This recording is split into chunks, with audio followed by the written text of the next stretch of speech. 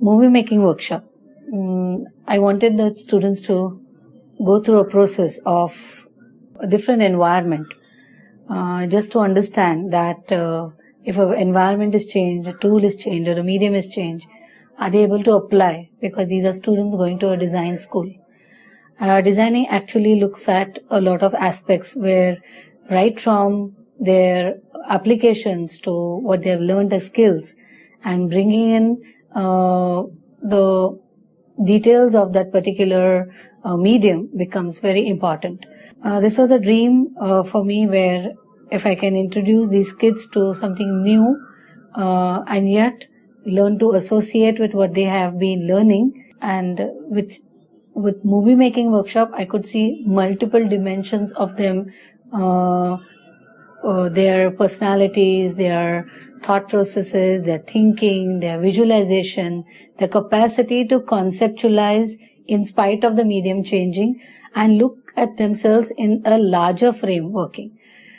This has actually got in a lot of understanding for these students that if they are given an exposure, given the conducive environment, given the right values and given the good facilitators, they actually groom. It is not a classroom method, but it is an experiential learning that which I am living and believing and trying to implement.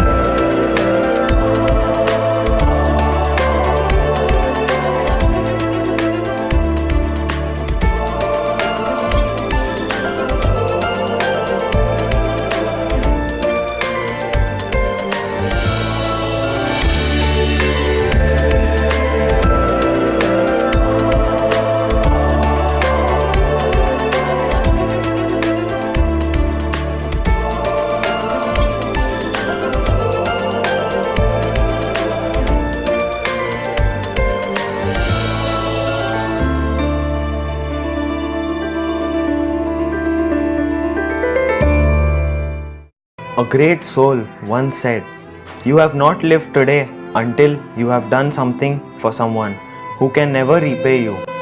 But the fact is that animals do repay us by giving us unconditional love and respect.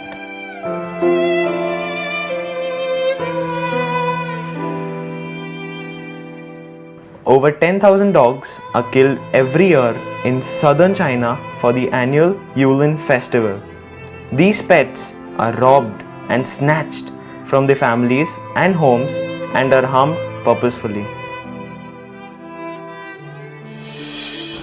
So this is Brutus, and he was found tied up on a highway. The story says that he was there for about 2 days almost, and when we found him, he was completely malnutritioned. He was tied up to a pole on the road.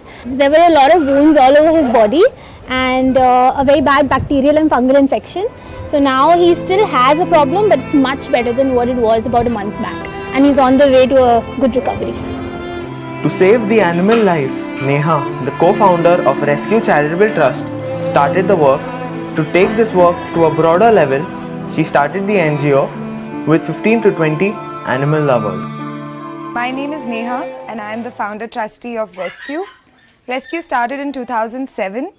I'd recently moved to Pune from Mumbai, and there were a lot of animals I would find hurt and injured on the street, and there was no one there to come and help them.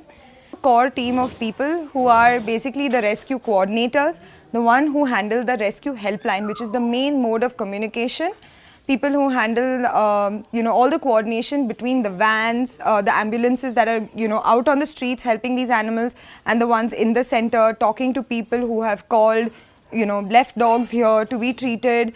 So the main and all 90% of the team members who started here have all started as volunteers and now have permanent jobs here. The the major problems we face as an animal welfare organization is people.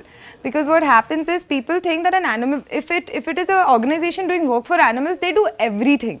So just to give you an analogy, a hospital is not an orphanage, and an orphanage is not an old age home.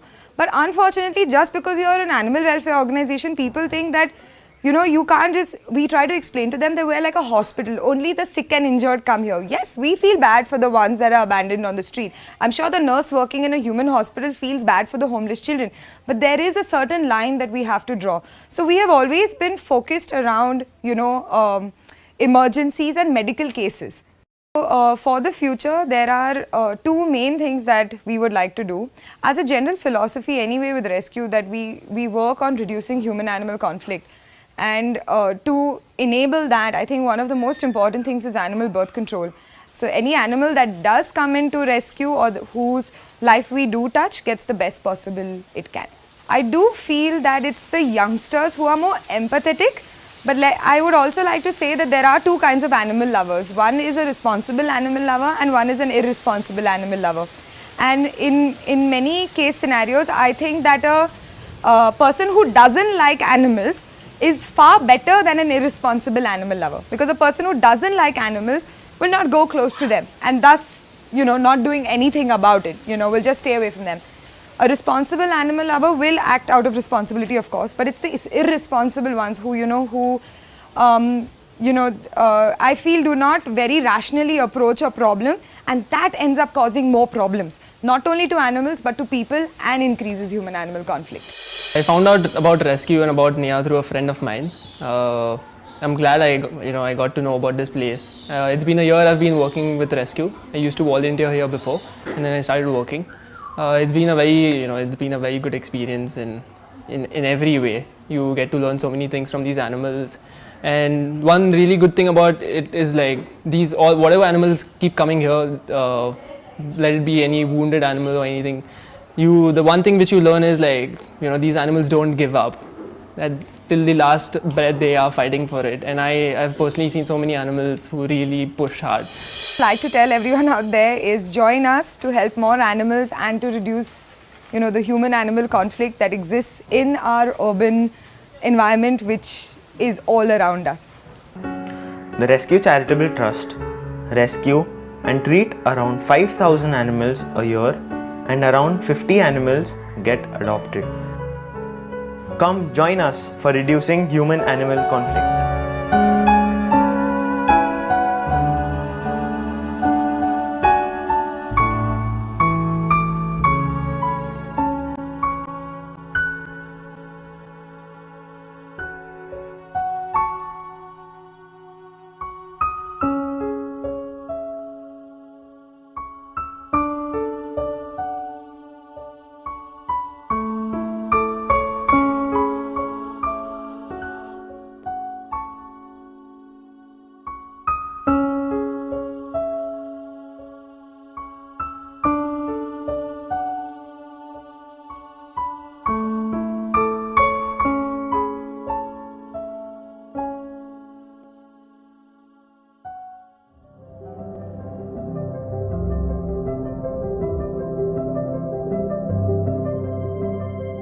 Participation is important for visibility, and visibility is ownership, not just appreciation. In the professional setups, the students need to learn social ethics, accommodation for everyone, and different environment needs different behaviors.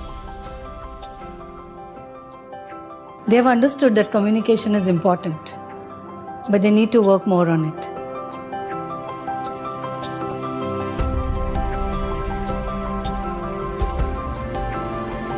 The biggest thing for me is they have started looking at a picture in a bigger way and believing in the process.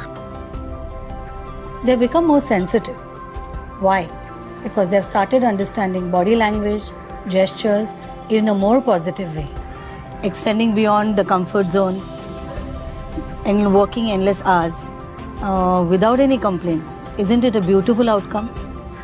Patience, perseverance, and practice. These are important elements, and I think my students are ready for it now.